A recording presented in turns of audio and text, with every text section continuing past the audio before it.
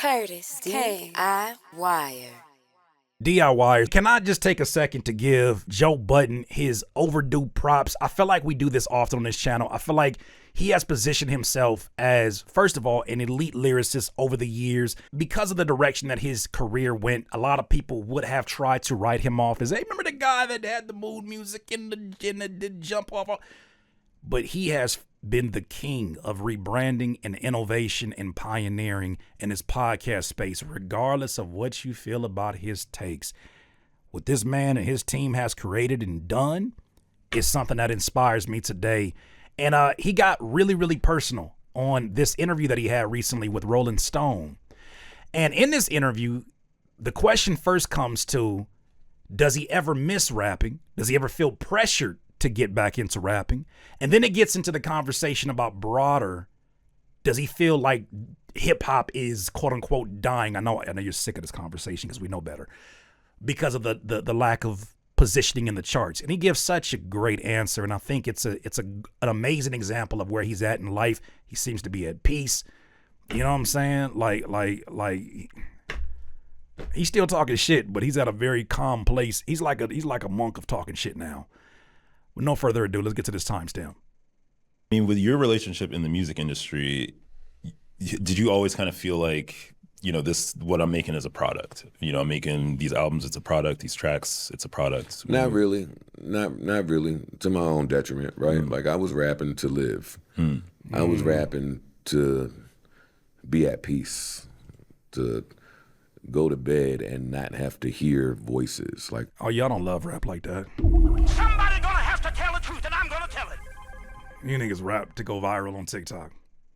You rap to get you rap so that people that didn't like you in high school will like you for very surface level reasons.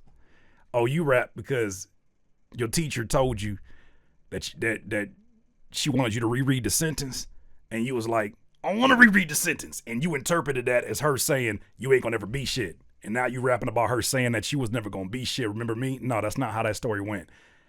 I love that. I love that we're talking about this being an extension, as you just said right here, Hip Hop Hermit, writing for therapy. Yeah, that's still a thing. And I think it's going to become even more of a thing for those who continue to make art in the age of AI. Hey, yo, DIYer, if you're enjoying this content, please don't forget to hit the like button. It helps this video and this channel get discovered by new people. I appreciate you. Now back to the video. that's what I was rapping for. At a certain point, it was like, okay, you did it for you. Like, I had 15 years, 20 years of doing whatever the fuck I wanted to do for music. Now it's time to think about some other people. It's time to think about my son at the time, but my kids now, but my family. It's time to think about what I want my 40s and 50s and 60s to look like. And for me, that wasn't the road. That wasn't touring. That wasn't being so reliant on selling a CD for fucking $10. Sheesh. We don't really get these perspectives in any other time period but now, because you have the platforms of podcasting. You have these interviews where people, I think now as a society, are more open to stories that go beyond how you met somebody at their most famous. People want to hear the stories of what happens after you've had #1 hits. What happens after you've gone through this label system? What happens when you have to rebrand yourself before the technology catches up and he's doing Joe Budden TV, before it becomes the podcasting surge that we have all experienced over the years, when you're on Ustream and things like that, right? Periscope. What does that look like? People are more interested in the nuance, and a lot of people are. But with that said, what he said about music in general, right? The way that these labels work these artists to the bone, the way that they invest in them in a way that doesn't really feel like an investment as much as it feels like a predatory loan that a bank would give out, right? Knowing that you're not going to pay it back, knowing that you're probably going to self-destruct at some point in time and then be in debt and they can just write this shit off in taxes. This is not necessarily a lifestyle or a career that is made for artists to have longevity in. Just think about it. How many artists can you think of, right, that have had longevity just being a signed artist, signed rapper? Let's say rapper specifically, a signed rapper that never evolved into anything else. Didn't get into acting, didn't get into entrepreneurship or became a CEO of the label, like president of the label. How many rappers just found success just living a rapper lifestyle? You don't see that because you die before you can see that into your 40s and 50s. Touring is a beast to be out there, right? You're talking about after a show ends at midnight, what do you think is out there available to eat if they ain't got no grocery stores that are 24 hours, right? The wear and tear it takes upon your body. You're out there doing, especially if you make art like a Joe Budden, you're displaying your art form, you're exposing your most secret stories, and you're performing them over and over again and opening up wounds every night, right? Everybody treats that a very different way. White Castle. Hey, White Castle is so overrated. I ain't gonna hold you. That is the most trash shit I had on tour, and I was so excited. I bought so many of them little sliders. I said, bitch, these taste better at Ralph's in a microwave. How the hell your restaurant worse than the shit that they got to do? Okay, I'm straying away. Let's get to it. It just wasn't. Do you still feel like the compulsion or impulse to rap or to make music at all? No. So that's like a part of you that's just... It's alive in here. I just won't let it come out here. So you don't rap? No, hell no. Not even at home? Like... Well, in my head, I'll come up with a couple bars here and there. I just never write it down. Interesting. So, I mean, like, you know, when you start podcasting and you're talking to so many music... If I'm making them kind of millions of dollars, well, I ain't gonna speak for myself. If most people making them millions of dollars and they ain't got to rap and they went through the type of shit that Joe Budden went through, I don't blame them. In the past, it's been very disappointing to hear the OGs talk about rap and be like, I ain't doing that shit. That shit, man, I'm doing some high level shit now. That shit's below me. When they speak ill of the actual art form, that's the part that I'm like, well, you sound like a sellout. You sound like somebody that made your money and now you kikiing and pointing at everybody else. That's the thing I'd never liked, hearing that perspective. But this feels like a very balanced and fair perspective. Look, man, I'm just at a place in life right now where I'm able to spend more time with my family. My life has more of a balance. I don't have to worry about the people breathing down my neck that don't have my best interests in mind. I'm with my team. We're building out our network, our podcast network. I'm in control. I got autonomy. I got, you know what I'm saying, my independence. I think that's a beautiful thing for him. And you're kind of engaging with the rap world so much. What's that like for you as someone who, you know, you used to do this professionally and now you're talking about it almost from the outside? I love it. One, because I'm not talking to anybody that I don't want to speak to. Like, I'm not just taking every Tom, Dick, and Harry in a press run. Right. So that's fun. Tom, Dick, and Harry always bothers me. Whoever came up with that was a freak. Two, I'm proud of these guys. I'm so proud of these guys. Like, I feel like some of the work we did 20 and 25 years ago has helped things kind of be Yes, sir. positioned to where they are now. I'm happy for these guys. I'm proud of these guys. These guys making a fuck ton of money out here. They're doing what they want to do. They don't have the limitations that we had, and I like that. I like that. Makes it feel like we fought for something. There's more tools now for the kid that wants to work outside of a system that he doesn't agree with or doesn't align with. Oh, you mean like DIY? DIY. You mean like DIY? Somebody gonna have to tell the truth, and I'm gonna tell it. Wait, Joe. Wait, you mean like DIYers? You mean like DIYers? Did I hear you say some DIY shit? Okay, I was just checking, Mr. Budden. Thank you, Joe Budden. I'm pretty sure you don't get that often in a public sense. You don't know me. I've had conversations with Parks here and there.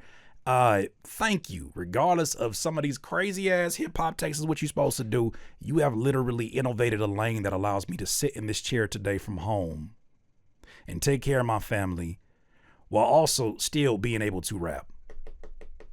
Joe Budden don't gotta rap. I'm gonna talk like Eminem. Joe Budden don't gotta rap in his pod, but I do. I love him and I love you too. That's cool. This gives me an opportunity to do the thing that I came here to begin with. The main thing for me was I wanted to make art and make a living off of my art.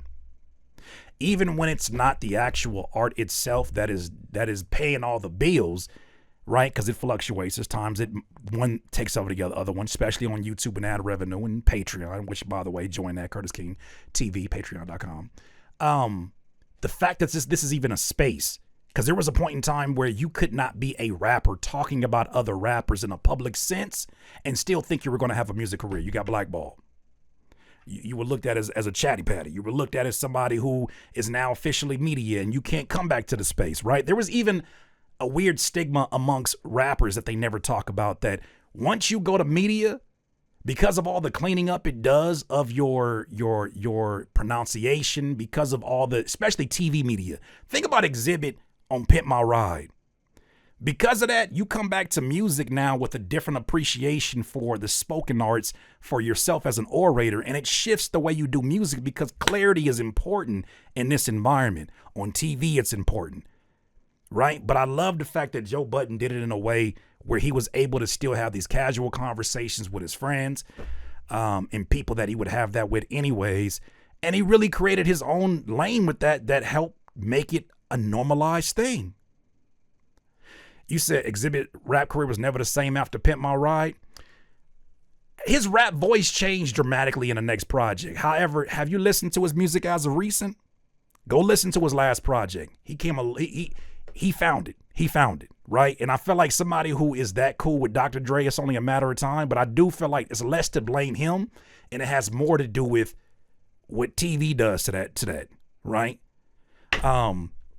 A great movie for you to watch if you're into like 90s movies is a movie that had Kyle Barker. It's called Living Large. And what they did to him, they had this guy who had aspirations of wanting to be a TV anchor, and he was going to TV broadcasting school, and then he got an opportunity to be on the news through some crazy circumstances. The first thing they did was like, it's ask, not axe. This is an axe. TK Carson. I want to interview TK Carson. See? They already know about it. This is an axe. He said, ask. That's one of my favorite movies. I got that shit on DVD right now. I promise you. But I think that's kind of an example, almost like a prophetic example of the time period we're living in now, where there was a time period before this time right now, I should say, where if you're a rapper and they do all of that changing to you, you actually look in the mirror and you start to see more of a Caucasian man than your own black ass. And that's what that movie was really about. So shout out to TK Carson and that classic. You know, at the same time, though, people kind of have this narrative, especially in the past year or two, that hip hop is on a downtrend. You know, the streams aren't as high as they used to be. You don't have the same level of superstars as we once had. Oh, that's Spotify's business. The streams are down. That's Universal's business. Right. I don't. But he said the streams are down. What about superstars? You know, all that shit that you heard all of these talking heads talking about, like, man, we haven't had a song of the summer. Didn't I say it in a video? I wonder if Joe seen that. Didn't I say that in a video? What that got to do with us? When did the fans become terrible A&Rs? When did the fans become terrible versions of Steve Stout? When did y'all become Diddy? You freaky. When did y'all become Diddy? When did y'all all of a sudden know what's best for the artist? Why don't you sit your happy ass down somewhere and listen to the music? And all of a sudden we looking at numbers and crunching numbers like you ain't even subscribed to Nielsen SoundScan. Can't even spell Nielsen. What are you doing? And why? And what does it have an effect on your bottom line? It's because y'all be listening to music with calculators and not headphones. You don't love music. You love the popularity you get by talking badly about music and people's numbers. It's almost like the Jerry Springer effect. You look at somebody who's doing quote unquote worse than you, even though they only sold 10,000 copies. You ain't ever sold 10,000 nothing. That shit crazy. Continue.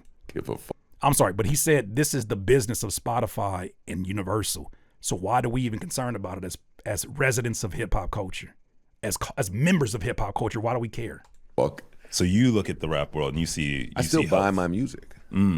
Like I don't. $9.99 iTunes or Yes, whatever. Yeah. I'm buying the music. Yeah. If somebody hits a button one day and we can't stream anymore, I still want my music. There's nothing I love more than music on earth. I want my music. I'm buying it.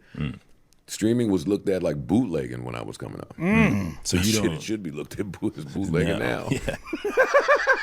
Somebody gonna have to tell the truth, and I'm gonna. Maybe you listen when Joe Budden says it. Maybe you listen when Joe Budden says it. He says, I buy my music. because I don't own it with streaming. It feels like bootlegging. It is bootlegging. Just think about this scenario. Imagine you getting some Louisiana fried chicken. You here on the West Coast, and you know what I'm saying, and you about to start your car up, and somebody knock on your window.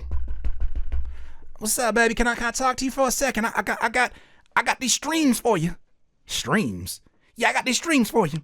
See, now this album is usually $10, but I give it to you for 0.03. I said zero. That's less than a penny. Nigga, that's bootlegging. That is bootlegging. If somebody sells you a incense stick for 0.003 cents, that is crackhead prices. But let it be Spotify. All of a sudden, it ain't bootlegging no more, huh? Okay. Look, I give you 0.0. If you give me 0.003 cents, I let you listen to it one time.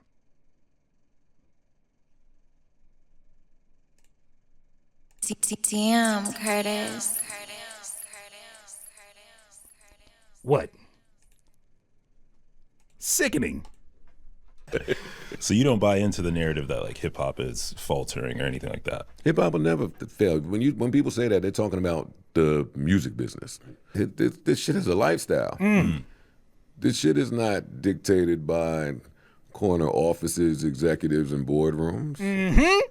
Now, how they choose to monetize it and the structure and all that, that's on them. But this thing won't die. Come on. Yeah, I mean, that's a good point, because I think, you know, as much as people kind of talk about the numbers of it all, it still is the dominant, you know, cultural force, whether or not it's white kids dressed in a certain way or, you know, the way people talk on the internet and everything. My dad was into hip hop. I'm into hip hop. My son is into hip hop. His son will love it. This thing will just keep going. It's just keep going. It's our job to just continue to breathe life into it. Have you ever thought about how arrogant of a statement it is for anybody to make that hip hop is dead? I remember one time on this YouTube universe, I did a remix of a Sade song. There's a Sade song called Stronger Than Pride, right? I put some drums on it. I put it together. I thought it was pretty nice enough to share with the rest of the world. It was my first YouTube video that ever got 50,000 views, right? It went my version of viral at that time. I couldn't believe I had that many people. Somebody came in there and left a comment. Obviously, they were a listener of Sade. They said, I can't believe that you ruined her legacy like this. And I remember telling them, if you think her legacy can be ruined by one remix of a no-name producer named Curtis King at the time, you don't understand the power of Sade. I say the same thing for people who are so quick to say hip-hop is dead because your favorite punk-ass artist has not released a successful album. I'm sorry, it's so much more powerful than your tweets about it, than your rage-baiting live streams, your short-sighted videos for viewership. You don't understand my baby named hip hop. You don't understand her. You don't know how resilient she is and how many errors that she's been able to live through and thrive through. You don't know, even in this space right now, I have this theory, and I want to let him finish, but I got this theory. I think it was, if I'm putting on my conspiracy hat, I think it was a strategic plan to get rid of rap because rap is the most challenging thing for AI to duplicate. Somebody gonna have to tell the truth, and I'm gonna tell it. Great rap. Rap that actually connects with human beings. Raps that require a rapper that has a personal story. Just think about Chris Patrick on that freestyle that he did on Kai Cenat's live stream. We didn't cover it, but think about how passionate and how crazy of a moment that was, where people felt connected to his story and felt like a part of them were making it. It was almost like these kids' generation of a dreams and nightmares type of moment. AI can't give you that because, bitch, you ain't got no story. Your story started with zeros and ones. If you don't sit your coding ass down, and it's probably a nigga named Cody that coded you. Slow it down. Cody that coded you. I just dissed you. I think they got rid of rap because they're now trying to populate the charts with things that are easy to AI. Zania Monet singing. The thing is, you can have terrible lyrics, and if it's sung with passion, oh, people will overlook it. people will overlook it. And I think they're nailing country music, jazz music, lo-fi music. They're nailing that so much more closely, even in its nuance, than they can rap and hip hop. Because we care about too much, like authenticity and a rapper's storyline. So when he says this, I'm 1,000% with him, because I'm like, you can't, the audacity, the caucasity of some of you to think that you could destroy hip hop. Sit down, bitch. You don't know nothing you're talking about right now. It's too strong for you to even think of a plan to do it. Put some respect on hip hop name.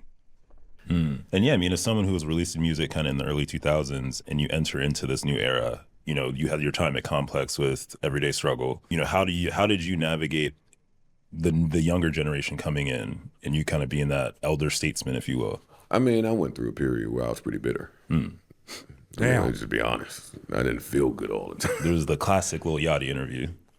Yeah, and you know what? I probably came off pretty bitter in that interview, but that was the beginning of me gaining understanding. Leave Joe Budden alone. Look how y'all do him. Smitty, look how you do him. Joe bitter? Don't do that. Don't do that. Why you gotta jump on the man fitted cap with the bedazzled lizards? Why you gotta jump on his fitted cap with the bedazzled lizards like that? That man just showed vulnerability. Stop jumping on his fitted cap with the bedazzled lizards on it. That's some rich shit right there. That's that shit I was talking about earlier. That Brian McKnight with the knights in the house. You see a hat like that? That shit say $3,000. Give me 2 of those. That's some money right there. Continue. That was the beginning of me being open-minded enough to even have these conversations. That was the first interview I ever did. And just as I evolved, I didn't want to... That was his first interview? Did not know that. That Little Yachty one that went down as a viral moment. Did not know it was his first interview. That's crazy. Live like that anymore. Some of these guys, some of these younger artists were calling asking for help and asking for advice. And some of them were familiar with your work. And so you don't want to just be a dick because it didn't go the way you planned. But then my story wasn't done anyway. So you got to be careful not to judge your story in the middle of it. Are there younger... Yikes. I want to stop it there, man. Shout out to Joe Budden, bro. I thought that was such a great segment. And shout out to the interviewer. I'm not sure the gentleman's name. What's the gentleman's name? Jeff Ayaza? Jeff Ayaza. Great questions. Great questions.